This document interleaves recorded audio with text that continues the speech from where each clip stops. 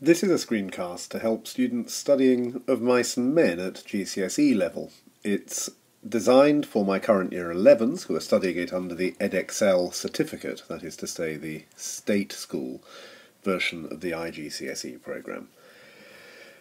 And my reason for wanting to make it is quite simply the difficulty that some students have getting to grips with the character of Curley's wife. This is probably the most complex character in the novel. It was apparently, or she was apparently, Steinbeck's favourite character. And I think this shows in the way that the character is presented, and it struck me recently that my students were having trouble getting to grips with the range of Curley's wife. I'm starting with a quotation from Steinbeck himself, saying, "To get to know Curley's wife would be to love her, a trusting, yet hardened girl, accustomed to a male-dominated society, pretending to be something she is not, alone and unloved." Now, he should know, he wrote her, and whilst it is fair to say that there are, certainly when you're studying at A2 or AS level, a need to look at all sorts of angles at a piece, I think we have to take Steinbeck at his word. To know her would be to love her. And if we take that, then we have to accept that there is a point at first when we don't know her. And it's worth considering the way that Steinbeck structures, quite deliberately, our introduction to Curley's wife. You will get marks for commenting about structure, and just as we might talk about the structure of the framing of the novel by the two nature scenes, or whatever it might be, this is a definite issue in terms of this character. Before we ever meet her, we are predisposed against her. She is introduced by Candy, in his role as the guide to George and Lennie when they arrive at the ranch, with utterly negative connotations and no redeeming features whatsoever. She's a tart, she's got the eye, she seems to be wild and untrustworthy. Poor Curley, no wonder he's got ants in his pants. She's after everything that moves. Now, these little quotations we need to take at this point at face value, just as George does. We don't know anything about the girl. Or we know that we are given a negative connotation by one of the many men on the ranch. So, when she then first appears in the bunkhouse, we're ready for her. And she doesn't disappoint us. Her first appearance is silhouetted in the door, blocking off the light. And I know various classes have talked about the connotation of her therefore throwing the room into further darkness and somehow being a malign influence. We notice that as she does so, of course, her cotton dress, at the very least, becomes opaque. She thrusts her upper body, therefore her breasts, forward as she stands leaning against the door jamb.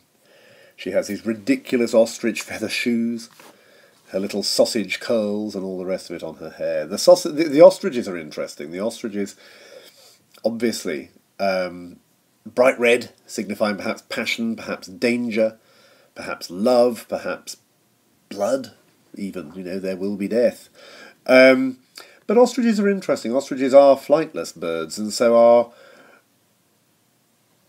our suspicions should be aroused at this point. This isn't a straightforward caged bird image that one perhaps is used to finding in literature. Ostriches cannot fly. Perhaps, just perhaps, Curley's wife is equally trapped and cannot fly. And we have to accept this. But what we get, however, because we're told that she's a tart, because we're told that she's a rat trap, is a girl who appears at the bunkhouse, very flirtatious, dominant colour red, making no attempt to actually have any reason to be there. Therefore we think she is flirting. Have any of you guys seen Curley? Well, why would they have? And she seems very interested to meet the new boys. But, is she teasing? Is she flirting? Or as we get to know her, can we begin to find other interpretations for the ways she behaves? Now, there's absolutely no two ways about it if we just put aside the to know her is to love her for a moment. First of all, is she coping with a male-dominated society. Well, how well she's coping is, I suppose, open to conjecture. She seems to be desperate for company and seems to be fairly unable to get any. She is, however, without doubt the only woman on the ranch. It's interesting that there's no Mrs. Boss, for example. So there's nobody to help her there. She is the only woman on the ranch. She is married to the high-status alpha male, Curley. And in this male environment, the men discuss her, focusing solely on her sexuality, her alleged eroticism, and her sexual predation. That's all they seem to talk about, other than the fact that they're scared of her, and presumably scared of her husband.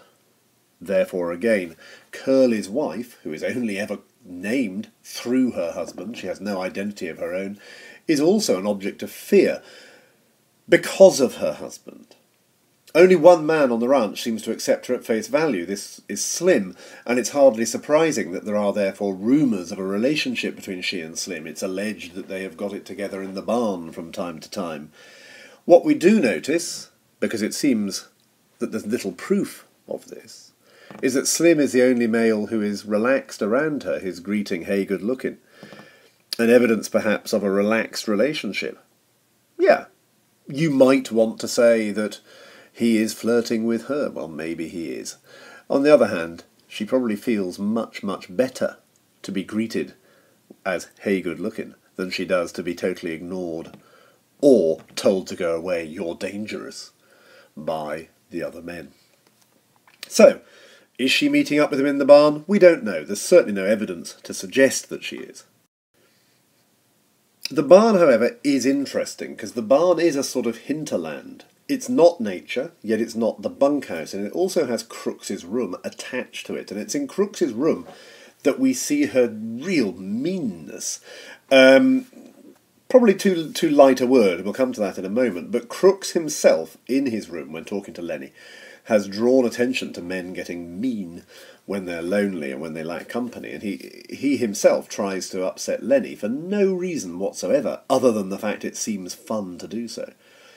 In a deeply cruel and aggressive way, Steinbeck here, as usual, choosing his verbs with great care, so that verbs like the idea of Crooks boring into Lennie as he presses his point about what if George doesn't come back, really showing a physical wish to cause pain.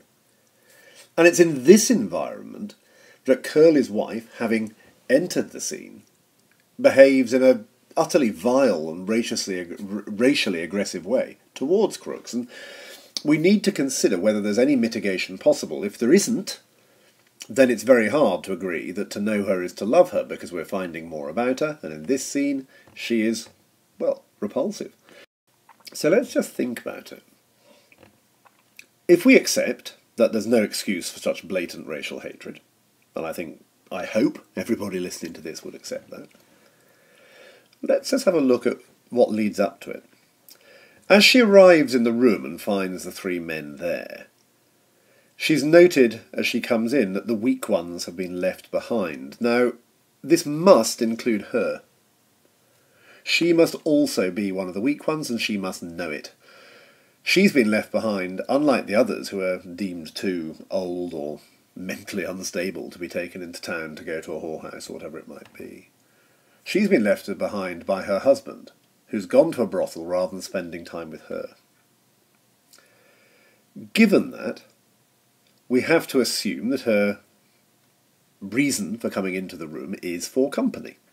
And if it is for company, then the degree to which the men in the room shun her, shut up shop, refuse to engage with her, refuse to acknowledge her even as somebody who you might have a conversation with, is an indication of how alone and unloved she is.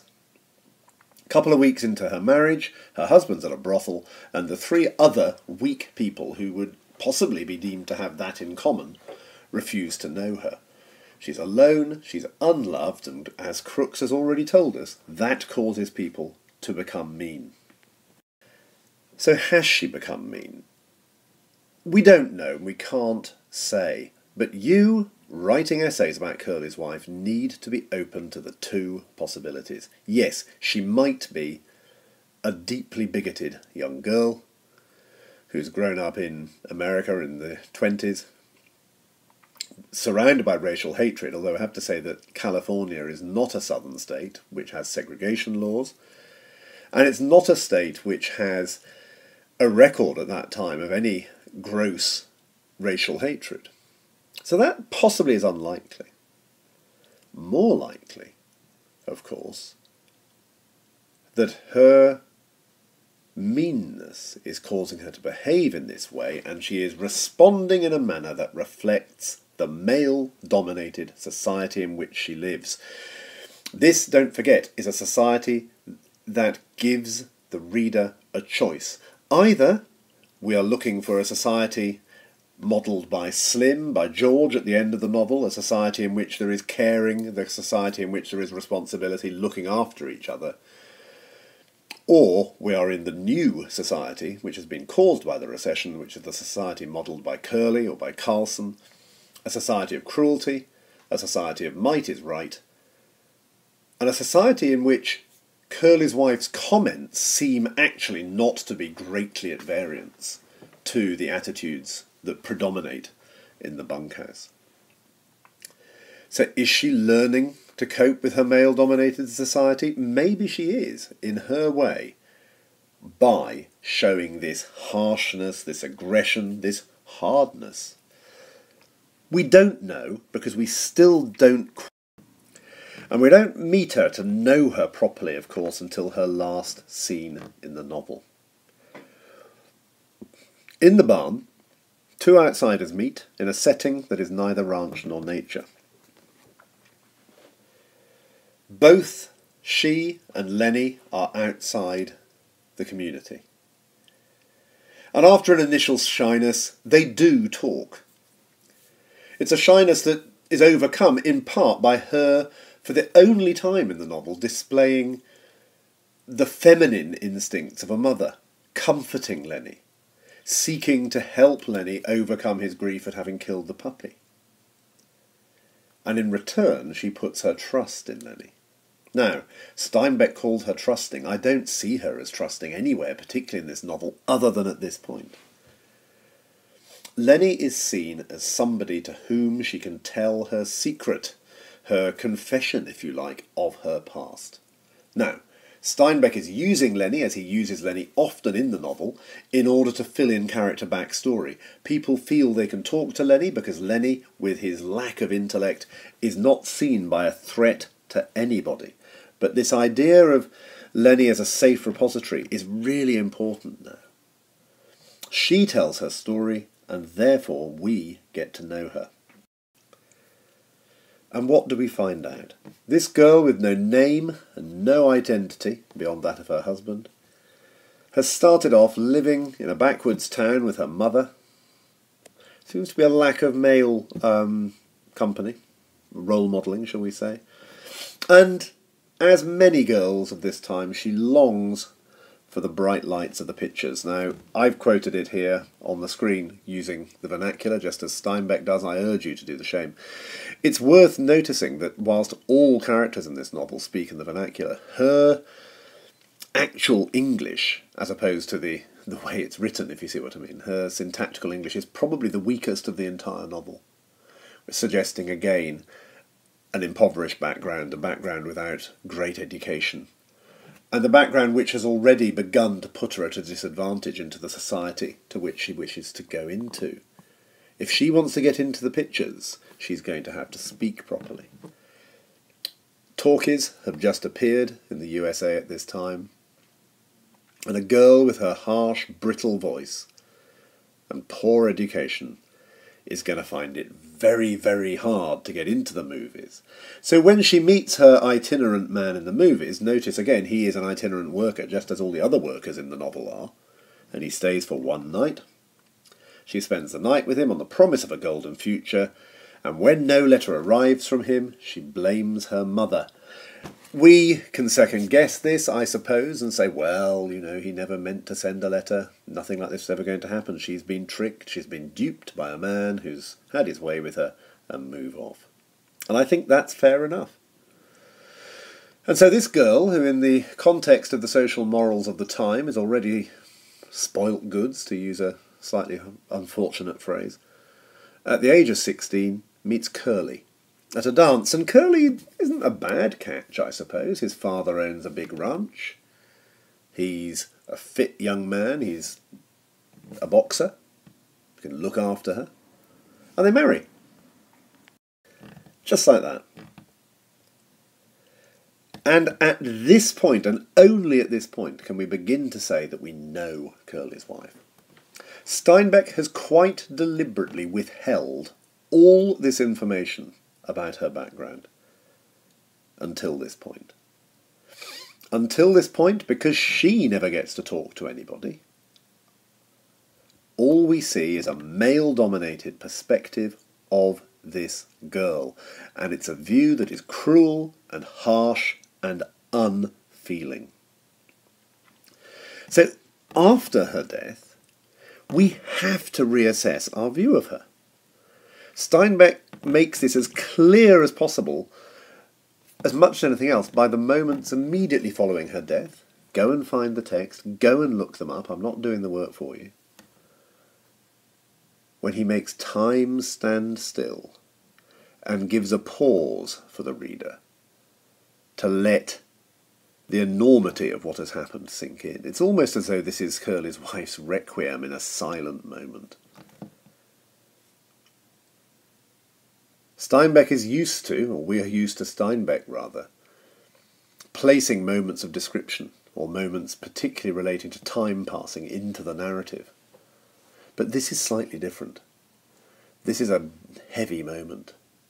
A moment personified, still and silent, as we recognise the enormity of what has taken place.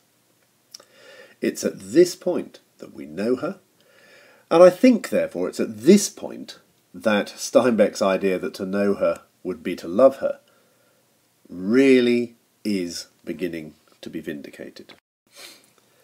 Thinking about it, look at Curley's wife in terms of the information we receive from Steinbeck and see what changes. We have her striking a flamboyant pose in the doorway.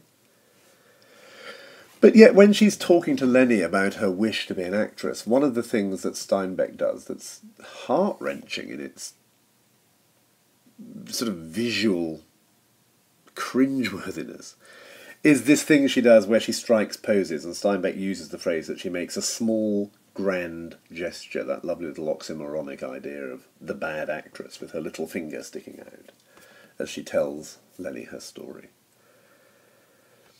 He even uses noises off at this point to make sure that there's cheering from the guys playing horseshoes, as though an audience is giving her her one great performance.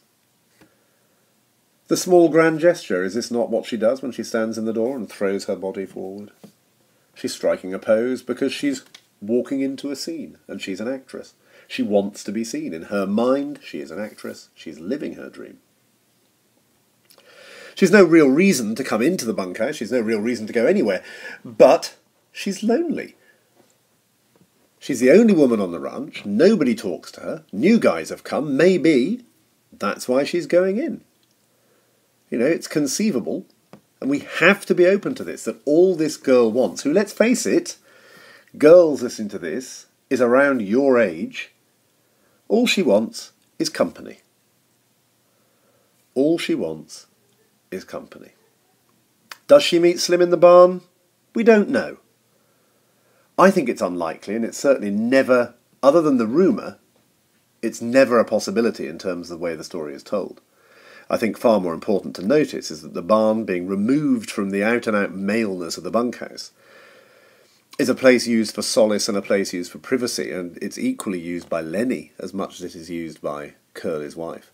Business takes place there. Crooks and Slim are equals in the barn.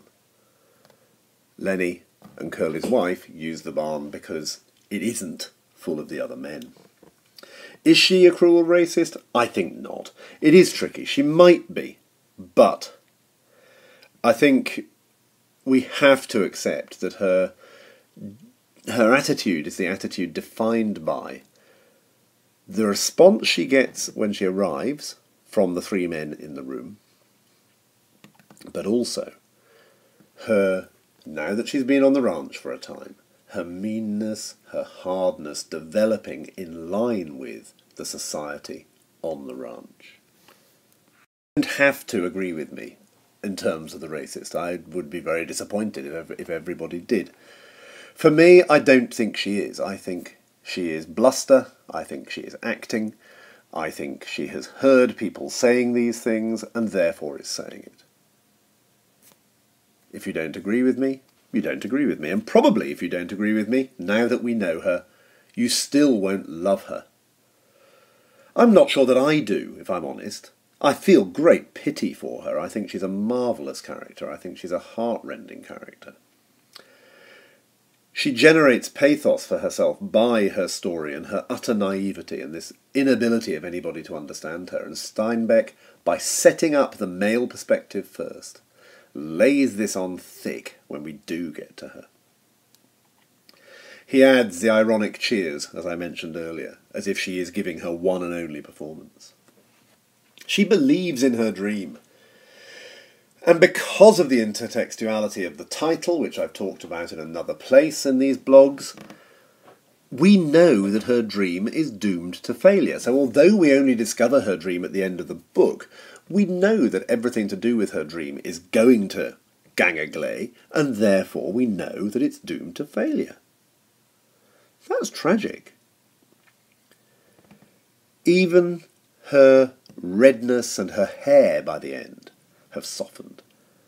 Her curls, the little sausages, as they come the second time, are no longer objects of derision.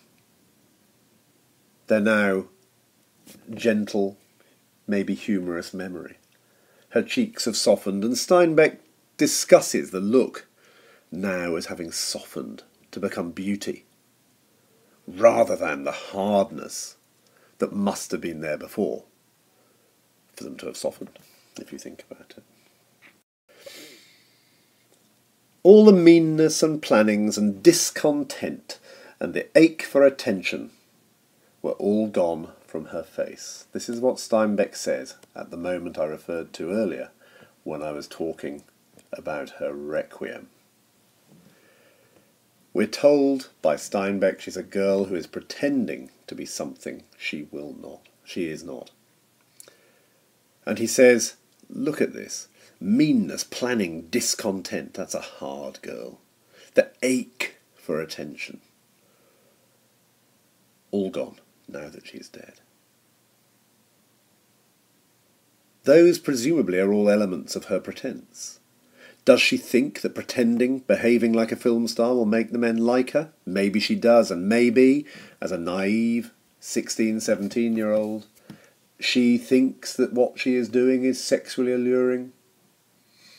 She thinks that what she is doing, being somewhat vain, is what all women do, particularly those who are great film stars. Given that, the meanness has gone. Again, a clue there, because mean is attached to lonely in this novel. Does she imagine that pretending to be a hard-bitten racist will give her authority and respect? She has no authority on the ranch, so maybe she has to pretend her authority. And to pretend her authority, she develops the meanness that we see at that moment. You, at the end of an essay such as this, where you're asked for an evaluative comment, have got to give one. Do you agree with her? Do you love her rather? Do you agree with Steinbeck? I don't know. I pity her. I feel sorrow for her. I certainly recognise that ranch society is a male-dominated hellhole, particularly if you're weak and trapped within it. And it's not just for her, of course, that it is this. It is also for Candy. It is also, to a degree, for Crooks. And I think Steinbeck is quite clearly putting up for us to look at American society in 1930 and saying, here you are, here's your choice. Cruel, might is right, vindictive, against caring and able to respect one another. She is a victim, in my mind. She's a victim of, maybe, her own dream, but she's also a victim of the fact that at this time particularly, no girl is going to get a fair crack of the whip in the society that exists. And I think Steinbeck quite deliberately structures in the way that he does, because I think Steinbeck wants to draw attention to this. I think Steinbeck, as we realise, as we know Curley's wife, wants us, particularly if we're male, to feel guilty. We have taken the word of a bitter old gossip. And from that moment on, we have not given this girl the slightest chance, despite the fact that there's very little in her behaviour that is actually negative. The one moment that is, and I have no intention of downplaying her racism, is vile. But it's also quite shocking because it's at odds to anything else, really, in the text with that cruelty.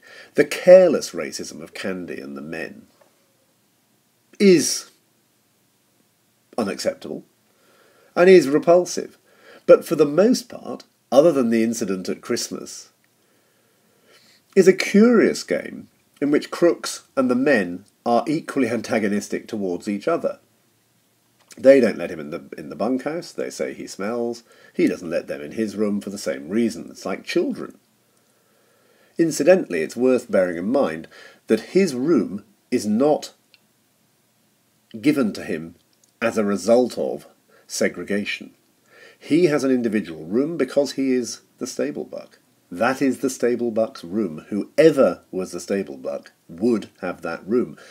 And one of the things that might, if you like, be set against an accusation of utter racism by the men on the ranch, and the boss in particular, of course, is that Crooks is still employed.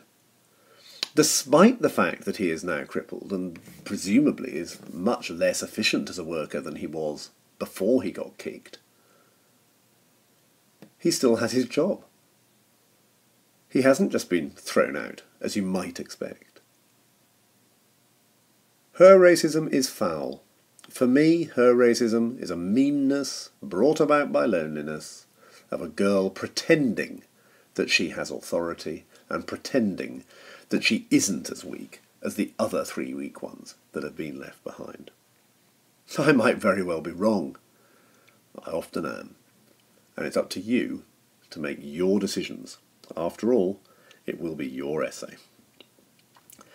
I hope this goes some of the way to helping you get a handle on Curley's wife. Good luck, and I hope she comes up in the exams.